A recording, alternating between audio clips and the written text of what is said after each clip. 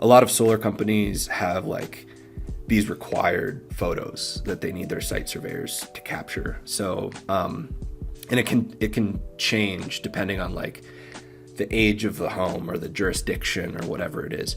So for the solar users of Imaging Inspect, the site surveyors, I think that they're going to see a lot of benefit in having this kind of like interactive, structured list of things that they need to document.